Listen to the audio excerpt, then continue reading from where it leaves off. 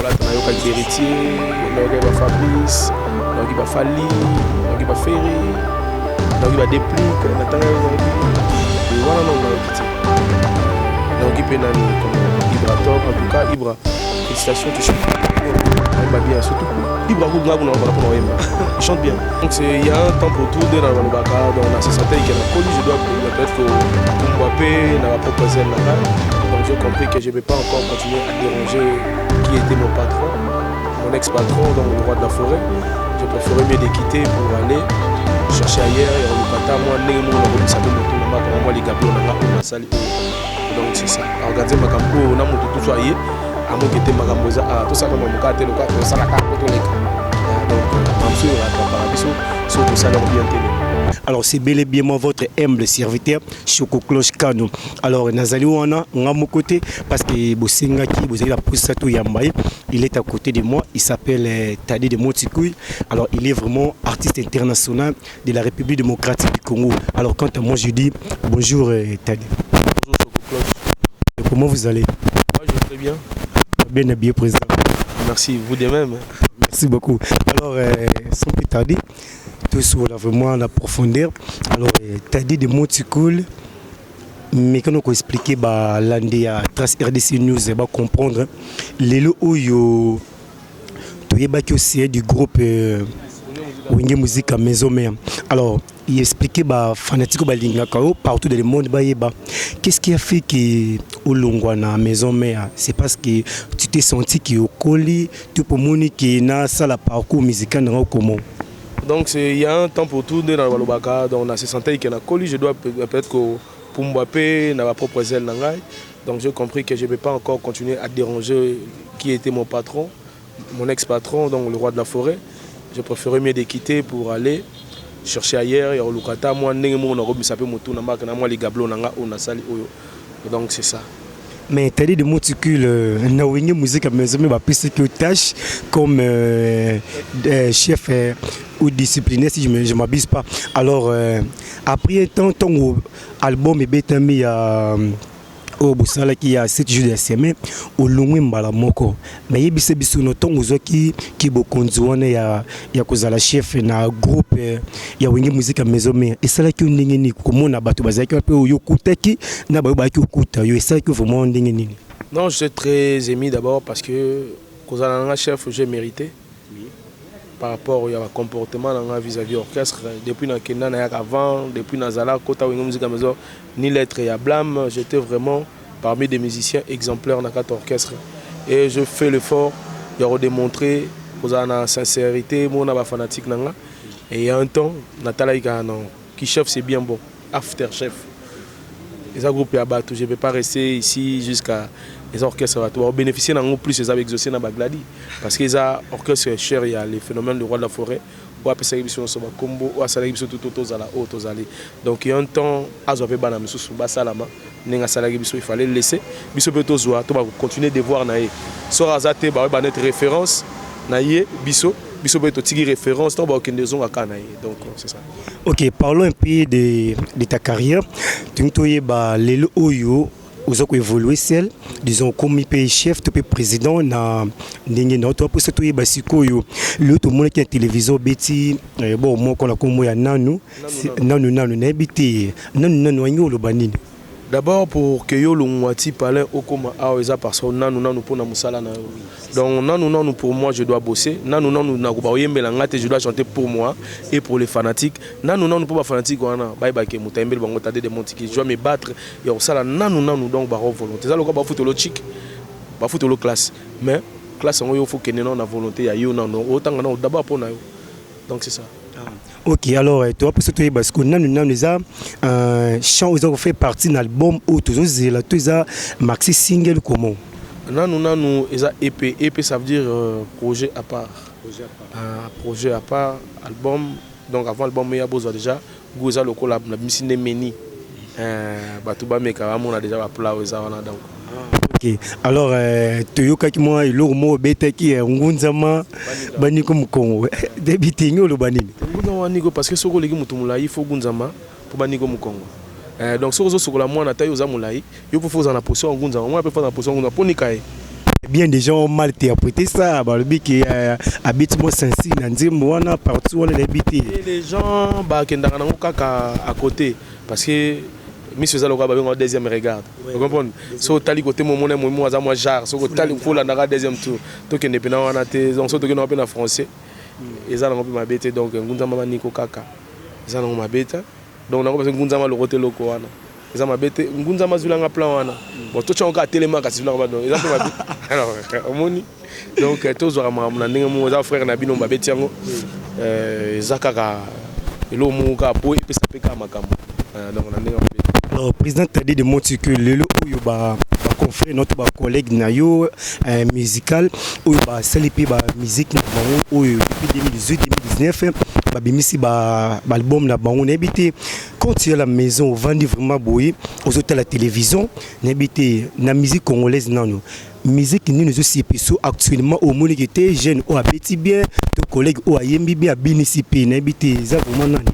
Donc la plupart non bien parce que Moutaosa déjà fort malgré étant qu'artiste c'est au juge la critique na yo oyebi que était au ezaka eloko ya feti au ezaka egosuka boye mais musique en tout cas dans l'ensemble ba tout abeti na bien peta yoka pi ba fabriquer ba nani ba dépliquer héritier otala ba dinga po ba na yoka ki héritier na yoka ba Fabrice na yoka ba Fali na yoka ba Ferré na yoka ba déplique na tanga na yoka te wana non na yoka te na yoka pe nani comment Ibrator en tout cas Ibra félicitations tu chantes bien surtout Ibra il chante bien parce que nada non amoureux ya chant nada plus amoureux non ya chant donc quand quelqu'un qui chante bien n'a pas zapété sans que na appuyer quoi. Alors président Tadi de Monticule essaie de nous expliquer un peu les oyo autour de la carrière musicale non je ne sais pas album maison studio tout peut bimner la plateforme et ba réseau disons YouTube ou bien tous les langues peut-être en décembre comment non et puis déjà ebimagi na place na plateforme à téléchargement ils ont tapé na ba trace déjà awa surtout augmenter et là ça là qui pour continuer ma casse parce qu'il faut tous la support et ebima officieusement pour nous officieusement tous donc ça conférence de presse tous donc ça makambo boye tout ils ça là loko là tous abiso monde tout ça là donc ça demande de moyens pour tous on tout ça là proprement dit et ça peine que so bat baye babi voilà l'artiste organiser makambo on a mutu tout soyé à mon que te makambo za tout ça comme mon cas télé quoi tout ça la ka pour tous les donc mamsou rattrape biso sur tout ça là bien télé donc plan ebimaki va télécharger sur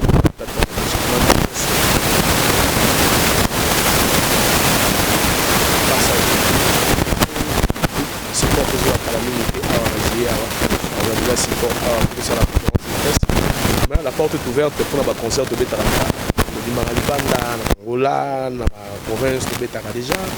Le numéro de contact plus 243 81 25 82 543 plus 243 81 25 82 543 ou bien plus 243 39 36 38 19 39 36 38 19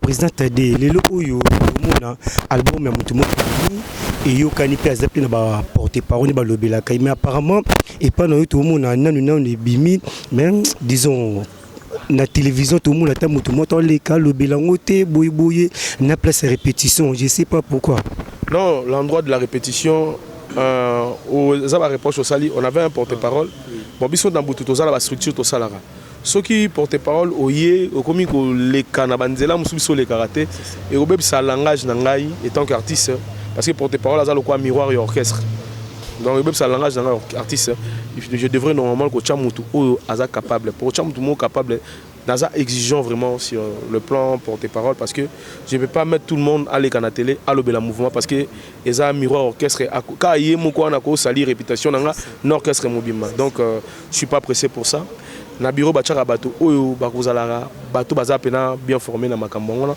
on a besoin d'un porte-parole au hasard on a besoin d'un manager recruté ou on a recruté il y a quelqu'un qui passe à l'hôtel il s'appelle Oliab le reste on a balongolé bango par rapport que langage na biso na bango za mongo te baza trop na baline na bango ya kotimba biso timba te faut comprendre donc on te donne ce que tu vas parler à la télé. Donc ce qu'on finit mutumo ça n'engage que toi. Donc ce ngana tinda ki au lobby tango ezongi pa na bisi qui avait dit ça. Donc yango wana mo makambo o sala na batu ba me comprendre structure et orchestre, donc c'est très important. Ok, alors président, tout le monde qui est dans la télévision, les pasteurs Mozimbi a été qui concert à niveau de Poto, mais il y a le but que vous bima, vous avez été un concert, mais quand la différence, il y a concert, il y a pasteur Mozimbi, il y a concert, vous aussi vous faites des concerts par-ci par-là, mais apparemment je ne sais pas, Ezoyo quand la pinza te mutaye moni qui était t'as dit de monde que la bête concert na Brazza toi puis je ne sais pas pourquoi. Il y a une différence par rapport à quoi? Moi Zimbi a beaucoup d'argent d'abord. Abani carrière na loloté, moi ma carrière depuis carrière na une année 8 mois. J'ai besoin de producteurs. Mais déjà 2 ans. Ouais non, si. Non, t'as mis déjà 2 ans. Donc surtout bête concert na Libanda. Et les gars qui n'avaient donc il faut que ça la comparaison n'est pas raison. En plus, le moment où ça la comparaison c'était au moment où bah combattant bah menacé et ça bah tout. En plus les pour na ba nzambe, so total na ba nzambe so ba nzambe. Donc pourquoi pas appuyer mon sali l'œuvre de Dieu, donc ce n'est pas du tout mauvais. En plus Adana Mbongo, Ada producteur Yemoko, il fait Maramotu parce que nous c'est ça la Mara. Na Mbongo, na promotion. Nous sommes au début de carrière, on a besoin de soutien. Vous comprenez? Bah œuvre to sali, misu e koleka. Mais obiso to sali to bi ke oleka bongo te ina persi sans que tout abat. Parce que mututu a se retrouver dans mambo to sala.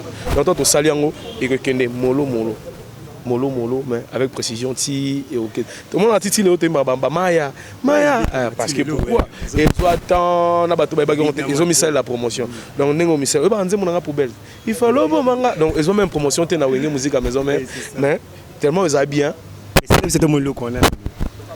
Olukelinga liwa bébé bololo ya kisi guérison mon belle chérie guérison nanga wa pio privé nga sentiment soso na pasi nazali kobokola mokola fetiye batele motema na natio motema na natina non motema donc c'est ça je sais botter la linga bongo donc c'est ça.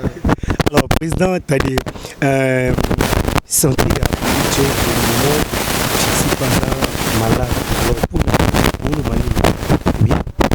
Eh, donc, la bonne guérison, on a évité. On est malade. Ouais, on a évité les malades. Parce que tant qu'il y a qui a pardon, et c'est un maman spirituel, il fallait zonga. Dans la famille, ba meka kolanda maman na pas zonga. Soit malade, ba bonne guérison. Na luka we wana na mwana nga. Na luka na yeba. La maman ko ba benga ngapeka. Toutefois donc la bonne guérison. Alors yebisa biso no ningi tozozela album oui bientôt. Alors vous comptez que ça la featuring ba collègue na yo ya musique congolaise ou bien au bimisanon force na yo après aux jours à venir bien des années suivantes nous que ça la featuring ba artiste musique congolais. D'abord je suis libre pour ça la featuring ata lobby na la mouina ke ça n'a pas problème té. D'abord on a na préoccupation na bosso nanu na ozela te net baninga msupe salama yake na après 3 albums ndé lelo pe ko mobeta masolo ndé makambo simbi biso ça ya liboso mais nazo lingana marteler parce que ba comprendre non ligne nanga donc naza pressé pe obimsa makambo souste nazo tinika non promotion nazo tinika même pas après 6 mois mais sauf que avant mi-décembre avant to kota ba fête awa photo zaka na to sa mo logo moko vite fait zaka na kata nanu to saka logo moko bowana par rapport à GDG nengezo kenele mais tous ça non photo tindika parce que ça ba œuvre ou na ko tika ngole ka bongo te donc il faut na betela nga promotion makasi et kota na ba palais.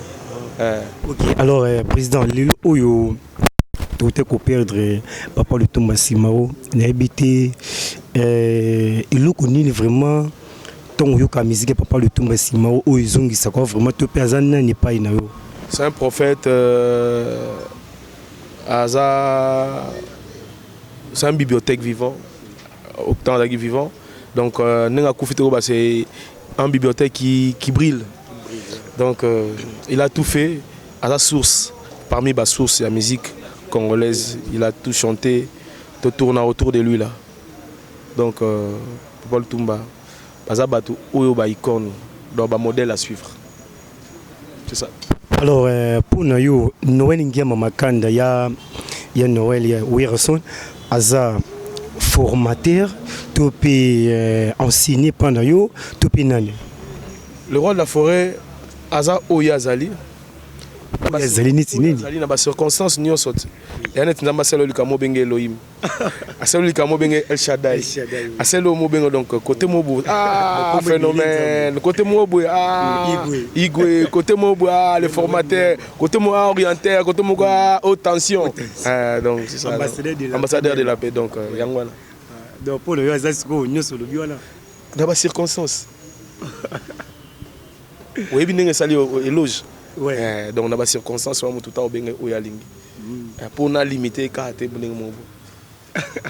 Ok, alors président Tadé de Motikul essaie un peu nous expliquer les lots ou musique congolaise ndenge bandaka na ndenge pesa lelo parce que j'avais fait une émission bato bakomelanga babisinga ke musique congolaise eza okita il paraît que ba nigérian bazui première position na musique congolaise ba l'équipe biso na ebité yo tant qu'artiste musicien congolais international et c'est un peu de expliquer to yeba est-ce que musique congolaise eza na seto izo matalisus koleka musique congolaise vraiment eza na c'est parce que même bato bali bana ba Jean-Marc Kabunda bazolo belango.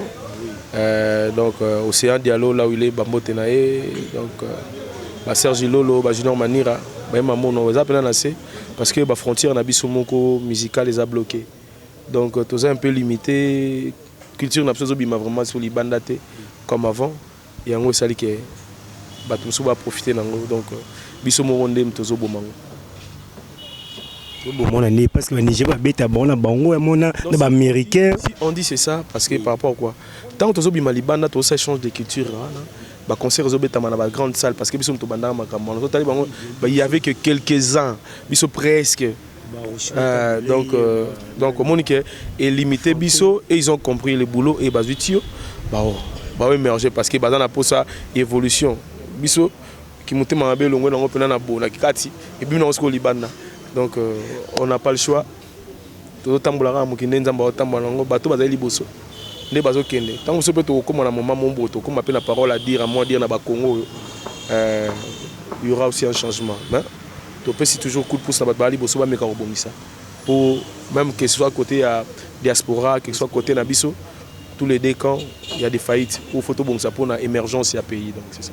Alors nanu ozoye la bisoni ba rumba kaka topé tobina ba générique parce que mieux comme ba générique ba phobite rumba pene kiti mondam je sais pas tu vas mélanger comment nada pena na pi rumba oya rochero rumba ya ba Elba Top A rumba ya ba Frank Lassane donc moi pena que na yembi o demba na kati o mona pena que na pena plus pur na retourner ka pembe na ba vieux wana pépé calé banani parce que eza ba patrimoine au biso to exploiter on a facilement parce que même sous to mosala ngomone comme ba plage musique moderne si ba beta moto tche makambo na yo ba ati ba comprendre ata à plager à comprendre comme le calqué on a za to calqué donc au calqué donc au tche dessin mo tche papier mo eza lisible au landelango donc eza vraiment une évolution donc Tozawana na rumba et les restes viendra après ça bah toko toucher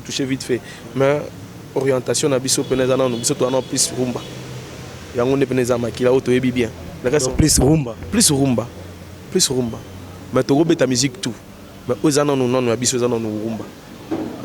Ok, alors Tadé de Motikul nous arrivons un peu na sous émission na habité mot de la fin nous koyebisa ba téléspectateurs bolanda partout dans le monde na Asie aussi en Europe Amérique en Afrique au koyebisa bango concernant album ezali koyapi ba programme ya orchestre.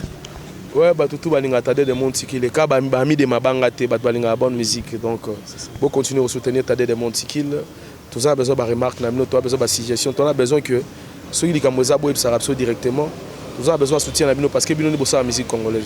Tant on a moi la moko ou à faire partir dans Mboka Congo où il y a la musique valablement comme il se doit alors on a respect dans Bamikolo on a besoin de coups de pouce nabino parce que musique n'abso et que nega liboso beau télécharger banzembo donc la plateforme non ça téléchargement nous avons 5 titres où on a déjà nzembo on a titre 0 amour secret bandera beau télécharger on va comprendre que je salue à Willy Moucheni Océan Diallo le boss Alpha de Souza batutu bazo landa biso Bazali Banda, Ahmed Bakayoko, na Pesimbo Tebongo na Yawili Etoka,